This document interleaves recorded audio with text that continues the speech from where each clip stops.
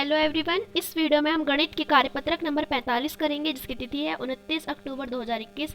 कक्षा आपकी 9वीं है। यहाँ पर आप अपना नाम और अपने कक्षा अध्यापक का नाम आप यहाँ पर लिखेंगे।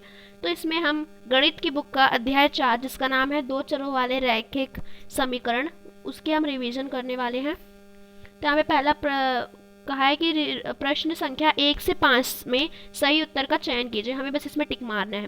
पहला प्रश्न है, निम्नलिखित में से कौन सा रैखिक समीकरण है। तो रैखिक समीकरण वही होता है जिसका जो x की वैल्यू है वो सिर्फ 1 डिग्री ही होती है, फिर से कम होती है। तो ये भी है, ये नहीं है हमारा, क्यों? क्योंकि यहाँ पे 3x दे रखा है। ये है हमारा, ये भी है और ये भी नहीं है। तो हमें इन दोनों में डाउट हो रहा है कि मतलब यहाँ पे भी एक्स स्क्वायर है, यहाँ पे भी एक्स स्क्वायर है। तो इसमें जो हमारा करेक्ट ऑप्शन होगा वो होगा बी, क्योंकि यहाँ पर अगर हमने खोल के हम इसमें आइडेंटिटी लगाएंगे एक्स स्क्वायर वाली, x square plus 2ab plus b square वाली, तो यहाँ पे जो हमारे यहाँ पे एक्स स्क्वायर और एक्स स्क्वायर आएगा, इस साइड भी एक्स स्क्वायर आएगा और इस साइड भी एक्स स्क्वायर आएगा, जिसके वजह से दोनों ही कट जाएंगे। तो हमारे यहाँ पे फिर सिर्फ एक ही बचेगा। तो यहाँ पे जो हमारा करेक्ट आंसर है इसका, या फिर करेक्ट ऑप्शन है, वो है बी। ठीक है। अब यहाँ पे दूसरा प्रश्न है, 2 चरों वाले रैखिक समीकरण में अधिकतम हल कैसे कितने होते हैं। तो हमने पढ़ा था कि उनमें कितने होते हैं, बहुत ज़्यादा होते हैं। ठीक है। तो यहाँ पे होगा अपरिमित रूप से अनेक हल। ठीक है। उसके बाद है x इज इक्वल टू 0 का आलेख एक रेखा है जो है। तो यहाँ पे क्या होगा, अगर हमारा x 0 रहता है तो वो y पे जाता है, और अगर y 0 रहता है तो वो x पे जाता है। तो यहाँ पे हमारा जो बी ऑप्शन है वो करेक्ट हो जाएगा। उसके बाद है समीकरण अक्ष, समीकरण 3x minus y is equal to 3 का हल है।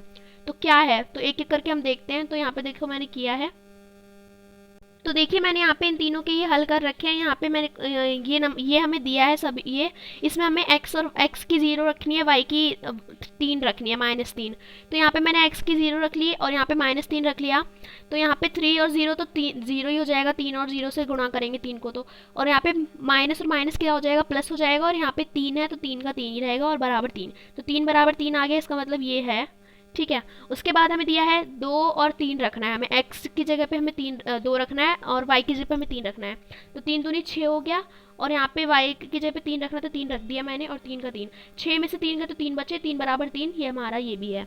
उसके बाद है यहाँ पे 3 और 6, तो यहाँ पे x की जगह पे मैंने 3 रख दिया और y की जगह पे 6 रख दिया। 3 3 9 हो गया, और यहाँ पे 6 था, 6 को अगर मैंने 9 को 6 से घटा कर दिया तो यहाँ पे 3 हो जाएगा, और यहाँ पे भी 3।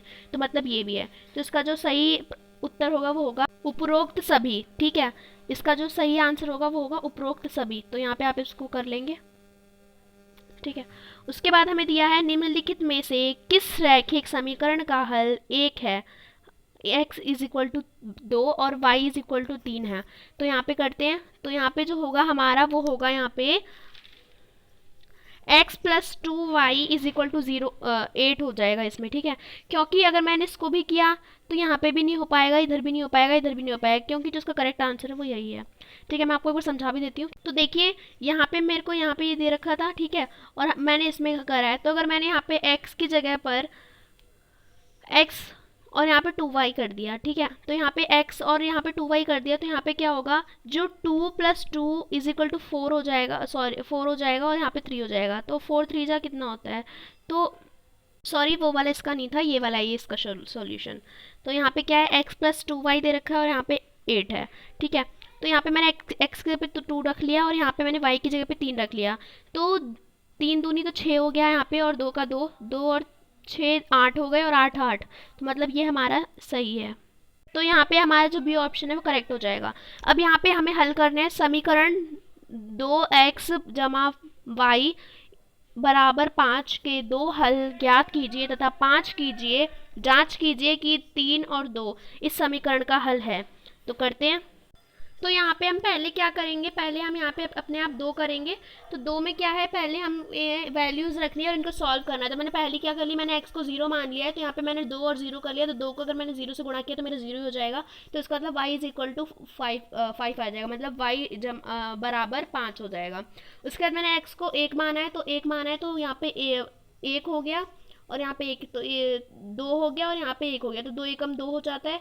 और यहाँ पे y था, y का y लिख दिया मैंने इधर 5। तो अगर मैंने इधर ये प्लस माइनस प्लस में था, इधर जाके माइनस में हो जाएगा, तो 5 में से 2 गए तो 3, तो मेरा y 3 के बराबर आ गया। तो x मेरा आ गया 1 के बराबर और जो y था वो मेरे 3 के बराबर आ गया। तो यहाँ पे मैंने लिख लिया ये। उसके बाद हमें चेक करना है, मतलब हमें ज्ञात करना है। तो आप इसको यहाँ पे हिंदी में लिख लीजिएगा, इसके जगह पे आप लिख लीजिएगा ज्ञात।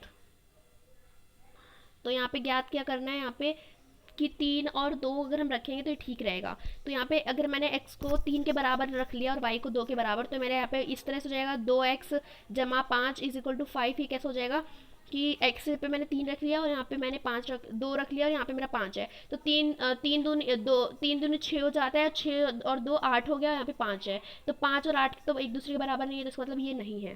ठीक है, तो यहाँ पे आपको लिखना है, आपको इसको काट के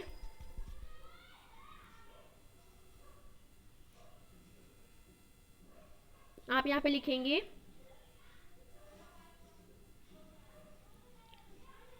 यह इसका हल नहीं है। ठीक है, उसके बाद हम लिखेंगे, अगला प्रश्न देखते हैं।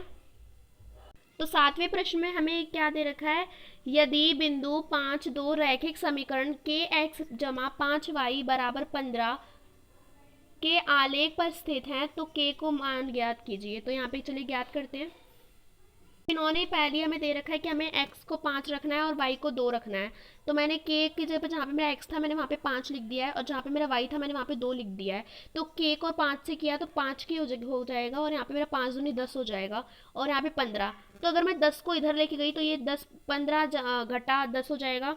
तो अगर मैंने 15 को 10 से घटा कर दिया तो मेरा 5 आएगा और यहाँ पे मेरा 5 के तो पहले से ही है। अगर मैंने के को इधर अगर मैं इस 5 को इधर ले गई तो यहाँ पे ये गुणा में था तो इधर भाग में हो जाएगा, तो ये मेरा 5/5 आ गया, मतलब 5/5। और मैंने 5 को काट दिया तो मेरा के बराबर 1 आ गया।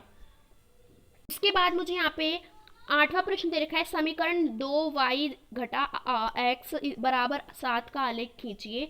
आलेख की सहायता से जांच कीजिए कि क्या x बराबर 3 और y बराबर 2 समीकरण का हल है। तो चलिए करते हैं इसको भी। तो यहाँ पे हम करते हैं, तो पहला मैंने x को 1 के बराबर रखा है, तो मैंने यहाँ पे 2y घटा 1 बराबर 7 हो गया यहाँ पे। फिर उसके बाद मैंने यहाँ पे 2y माइनस 1 किया तो 2y आ गया और इधर ये इधर गया तो यहाँ पे हो जाएगा 8। ठीक है, क्योंकि मैंने 7 में से एक को जमा किया तो यहाँ पे मेरा 8 ही तो आएगा ना, तो मैंने 8 लिख दिया है। उसके बाद अगर यहाँ पे 2 गुणा में है तो इधर जाके भाग में हो जाएगा, तो मैंने यहाँ पे 2 को अगर 8 से भाग किया तो 2 के पहाड़े में एक बार में चला जाएगा और 4 बार में ये कट जाएगा, तो मेरा उत्तर जो y आ जाएगा तो y बराबर 4 आ जाएगा। ठीक है, फिर उसके बाद मुझे दूसरा करना है। तो दूसरा मैंने y को x को 3 मान लिया है और यहाँ पे मैंने क्या किया है 2y घटा 3 बराबर 7 हो गया। तो यहाँ पे मैंने 2y था बराबर, अगर यहाँ पे ये प्लस में था तो यहाँ पे जाके ये माइनस में हो जाएगा। तो यहाँ पे मैंने यहाँ पे माइनस में था तो यहाँ पे जाके प्लस में हो जाएगा। तो 7 और 3 10 हो गए और यहाँ पे 2y हो गया। उसके बाद मेरा y बराबर क्या आ जाएगा, यहाँ पे गुणा में था तो यहाँ पे भाग में आ जाएगा, तो यहाँ पे 10/2 आ जाएगा। तो 2 के पहाड़े से एक बार में गया और ये 5 बार में गया, तो मेरा 5/1 आ गया। तो मैंने इसका इस तरह से लिख लिया। y मेरा पहले था 4, फिर इधर आ गया मेरा 5 और x था 1 और यहाँ पे था 3। ठीक है, अब मुझे यहाँ पे मैप पे भी शो करना है, तो ये मैंने कर दिया मैप पे, मतलब इसका मानचित्र बना के, मतलब इसको इस तरह से। तो ये रहा। तो यहाँ पे मैंने इसको पहले यहाँ पे क्या किया, यहाँ पे मैंने 1 और 4 0 और 4 को कर लिया, तो ये मेरा ये हो गया। और यहाँ पे मेरा हो गया यहाँ पे 5 और 3 और 5 है ना। और यहाँ पे एक था, यहाँ पे हमें पूछा है कि ये 3 और 2, तो यहाँ पे ये यहाँ पे बिंदु आएगा। तो क्या ये है, तो यहाँ पे ये तो हो गया है ना, तो यहाँ पे ये तो हो गया। उसके बाद जो इस गिवन इक्वेशन का सॉल्यूशन है तो वो ये नहीं है। ठीक है, तो आप लिखेंगे इसको हिंदी में, यहाँ पे ये तो आपको लिखना है, इसके बाद लिखना है इसका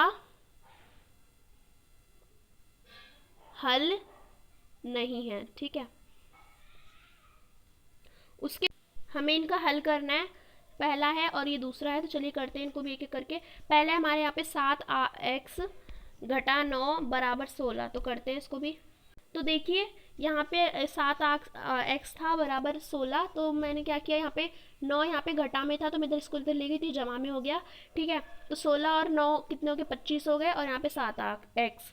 ठीक है, तो यहाँ पे एक्स हो गया, यहाँ पे ये मेरा क्या था, गुणा में था, तो इधर जाके भाग में हो गया, तो यहाँ पे 25/7 हो गया। ठीक है, उसके बाद हमें दूसरा दे रखा है, दूसरा हमें यह है y/2 प्लस 5/2 बराबर -3/2। ठीक है, तो यहाँ पे हम करेंगे कि देखो इन दोनों में दो दो क्या है, इन दोनों में एक कॉमन है, तो मैंने यहाँ पे 1 2 लिख लिया। उसके बाद क्या है, यहाँ पे 2 से 2 कट गए क्योंकि डिनोमीटर सेम है। ठीक है, जो नीचे वाले हैं वो सेम है। उसके बाद मेरा यहाँ पे y/5 हो गया, और यहाँ पे मेरा -3 हो गया। तो अगर मैंने इस प्लस को मतलब जमा के 5 को इधर ले गई थी, घटा का 5 हो जाएगा, तो यहाँ पे आ गया।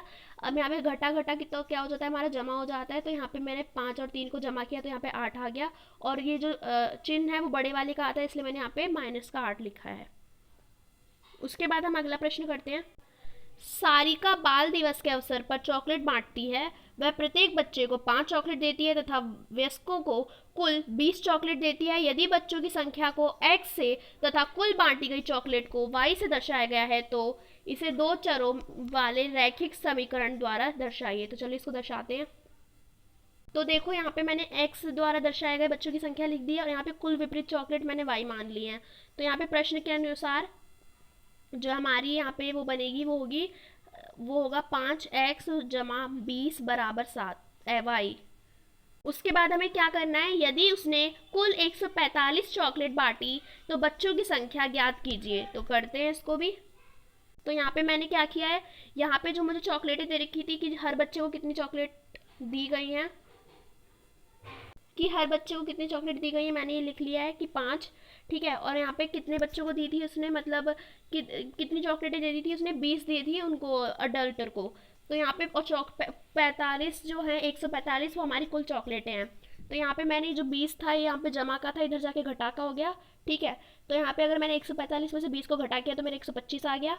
तो और अगर यहाँ पे 5 है, ये जमा गुणा में है, तो इधर जाके भाग में हो जाएगा। तो यहाँ पे मेरा 125/5 आ गया, जिसको मैंने काट के काटा, तो यहाँ पे मेरा x बराबर 25 आ गया। तो यहाँ पे आप लिखेंगे हिंदी में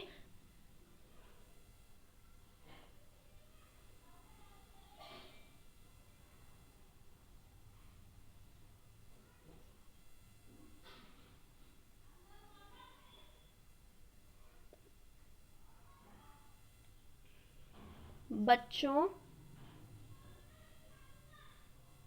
की संख्या। ठीक है,